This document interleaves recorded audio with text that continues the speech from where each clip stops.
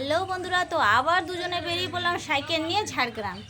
তো চলো দেখা হচ্ছে। ঝাড়গ্রামের রাস্তায় যেতে যেতে তো অনেকটাই পথ।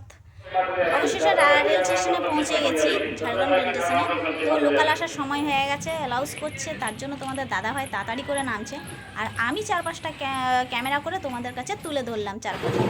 তো যে কাজে আমি এসেছিলাম সে কাজটা আমি তোমাদের কাছে ক্যামেরার কাছে তুলে ধরতে পারিনি, তার জন্য খুবই আমাকেও খুব খারাপ লাগছে। কারণ তাড়াহুড়ো করে আবার লোকাল ধরে বাড়ি ফিরে যেতে হবে, তার জন্য একটা হোটেলে বসে তাড়াতাড়ি করে খেয়ে নিলাম। তো এসে আবার সেই রেল স্টেশনে বসে আছি, অনেকক্ষণ থেকে বসে আছি, প্রায় 1টা থেকে বসে আছি। 1টা থেকে কোনো লোকালের কোনো পাত্তা নেই, শুধু যাওয়া আসা করছে মালগাড়ি, আর কিছু না, শুধু মালগাড়ি যাওয়া আসা করছে। মানে বসে বসে পা ব্যথা হয়ে গেল, মাথা ব্যথা হয়ে গেল, মানে ঘুম পাচ্ছে। ওখানে পাখা চলছে কিন্তু পাখার হাওয়াটা একদম গায়ে লাগছে না, তার মধ্যে এত ভাবসানি গরম। তো যাই হোক, বসে তো থাকতেই হবে। 3টের সময় আসার কথা, 4টে হয়ে যায়, এখন তবুর লোকালের কোনো পাত্তা নেই।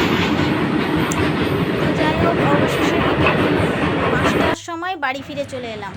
তো সারাদিন সাইকেলে এতটা রাস্তা যাওয়া আসা, মানে তুমি বুঝতেই তো পারছো সাইকেলের রাস্তা, খুবই খারাপ লাগছে, আর ভালো লাগছে না। তো যাই হোক, এখান পর্যন্ত ব্লগ ভিডিওটা করলাম। ভালো থেকো, সুস্থ থাকো, ভালো লাগলে লাইক কমেন্ট করো। Bye bye.